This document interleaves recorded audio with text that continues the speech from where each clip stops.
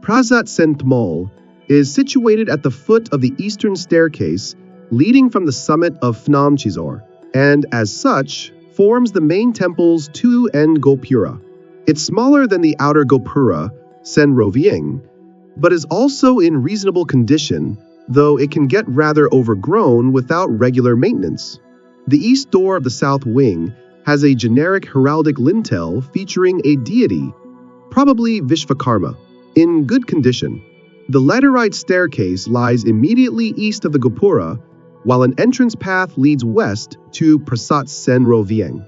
The scene of Vishnu Anantashayin that can be seen at the western lintel of West Prasat Sen is also referring to the birth of Brahma, as is indicated by the multi-headed deity seated in the lotos in the very center of the upper register. Common aspects of this creation myth are present at this carving. For example, Lakshmi massaging Vishnu's feet. Others are characteristics of Khmer art and not found in Indian illustration, most notably the lotus stem originating from the back of Vishnu rather than from his navel. The representation seen at West Prasat Sen is noteworthy in at least two respects. These concerning the animals in the center and the fight to the right. In the lower register, the lintel depicts the particular animal, on which Vishnu rests, in the shape of a dragon-like being with legs. In Indian art of this creation myth, Vishnu rests on the winding long body of a multi-headed naga. As Ananta Shesha is the king of the snakes of the primordial ocean, a dragon-like animal replacing the serpent as Vishnu's bed, however, is quite typical of many Cambodian depictions of this mythological theme, though not all of them. The said Khmer variant of the common Hindu Anantashayin motif is somewhat puzzling in general, and in the case of West Prasat Sen in particular. The dragon-like animal can replace the Naga Anantashesha completely, as it is the case at a famous birth of Brahma depiction of Priya Khan in Angkor. But sometimes the long body of the snake is represented side by side the said Khmer-style mythical being, both mythical creatures being shown tightly together. This can be seen at the Phra Narai lintel at Phnom Rung Temple in today's Thailand. The latter carving, which is even more famous than that of Priya Khan, shows Vishnu Anatashayan resting on the body of the snake indeed. But this snake, in turn, is carried by the dragon, like creature known from the Khmer style exclusively. Most remarkably, in the case of West Prasat, Sen the snake is neither present nor absent. More precisely, Nagas can be seen below Vishnu too. However, it's not one Naga but four, and they are not in between Vishnu and the dragon, but below both of them. In effect, this is not depicting Vishnu on a snake anymore. Hence, strictly speaking, this Prasat Sen lintel cannot be called Anantashayan, as this term literally translates to reclining on Ananta Shesha. In this case, as in the case of Priya Khan, Vishnu is actually reclining on the dragon-like beast with limbs, not on a serpent. Even more remarkably, the dragon-like animal at the Prasat Sen lintel seems not to be an aquatic being anymore. The dragon serving as Vishnu's couch has no scales, and there is no fish indicating an ocean below it. This is to say, both remaining aquatic characteristics of the Priya Khan lintel are missing here. Instead, the beast on which Vishnu rests is identifiable as a typical Gahasimha, an elephant lion, as the face is that of lion and the nose is the trunk of an elephant. This Gahasimha seems not to be part of the oceanic Naga world anymore. Rather, it looks like being victorious over the Nagas.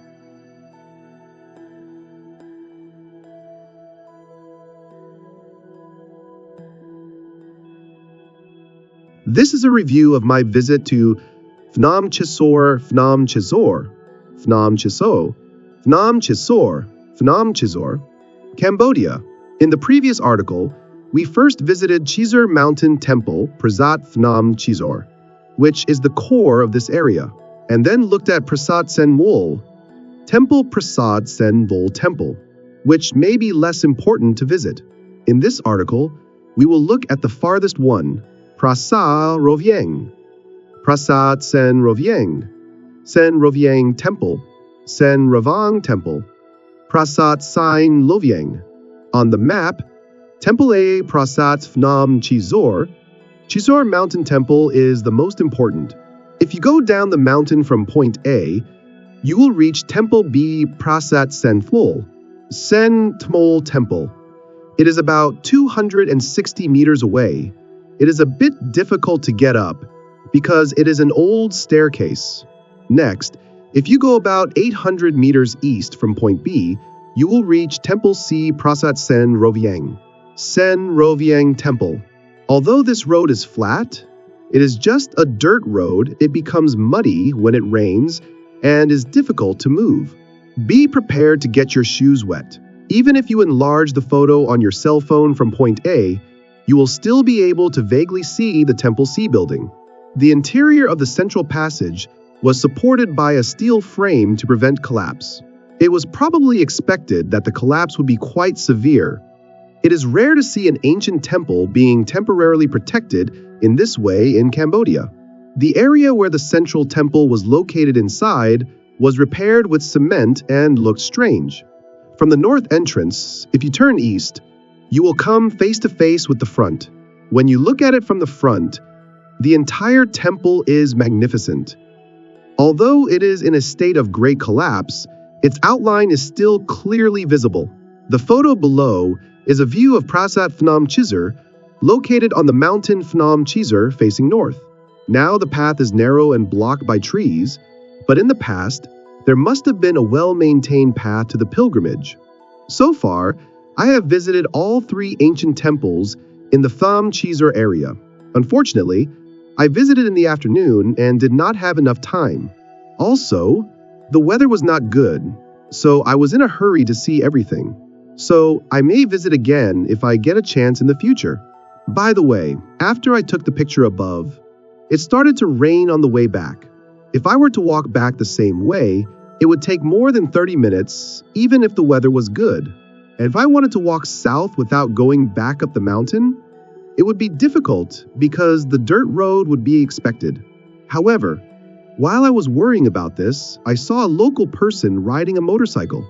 I communicated with him in simple Khmer Cambodian and showed him a picture of the parking lot where I came from that I had taken. So he was able to ride the motorcycle.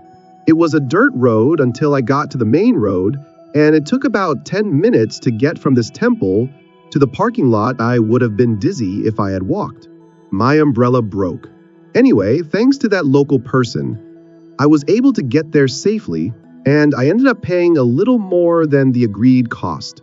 Thinking back now, it was a savior. The rain poured down like crazy, but by the time I returned to the city, the sun came out again.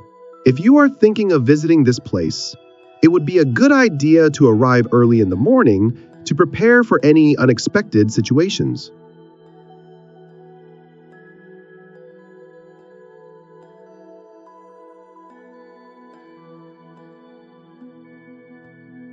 Phnom Chiso, often spelled Phnom Chisor, is a 100m high solitary hill in Takeo Province, with a temple of the Angkorian era on top of it. Phnom Chiso is situated about 70 kilometers south of Cambodia's capital, Phnom Penh, close to National Road 2.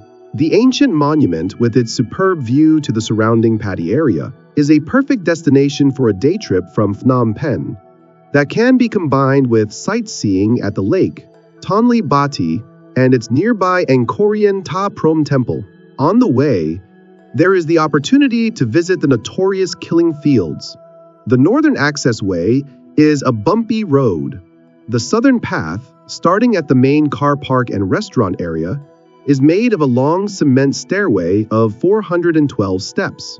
Before Cambodian pilgrims climb the hill, they usually pray and burn incense in small shrines for Hindu and local deities.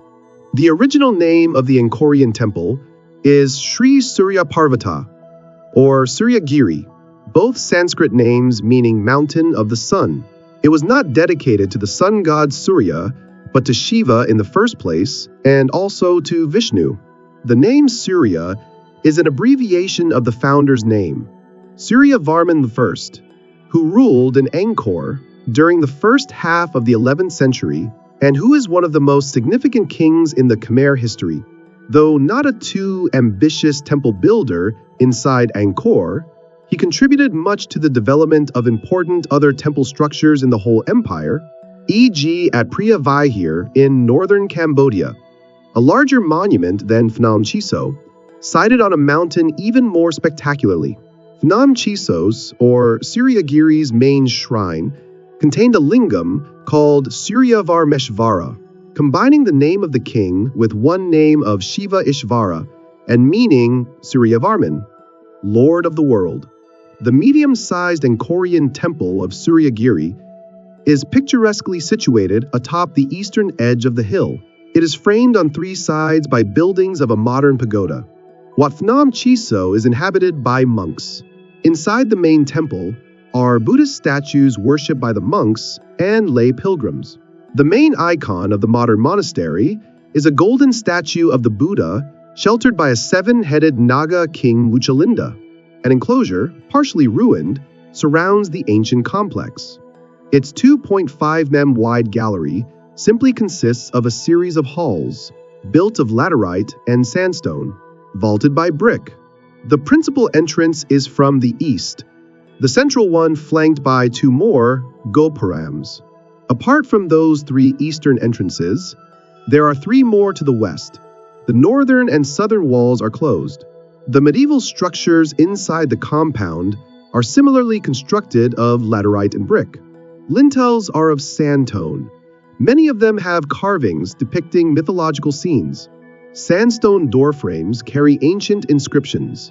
There are 6 Prasat towers, a Mandapa hall, and 2 Vanagriha fire shrines. They could have been libraries otherwise. In the plains at the basis of Phnom Chiso are the sanctuaries of Sen Thmol, heavily overgrown, and Sen Rovieng, now used as a Buddhist sanctuary, and the sacred pond of Tonleom, which was the ancient beret of the temple. The 2 outer gates are located on the way to the foot of the Chiso Hill. Both are of cruciform ground plan. An ancient monumental stairway of 400 steps climbs up the hill from that eastern side. Starting with 7.5 width, the steps narrow steadily to 5 m. In 1907-973, the area of Phnom Chisor was devastated by a U.S. bomb attack.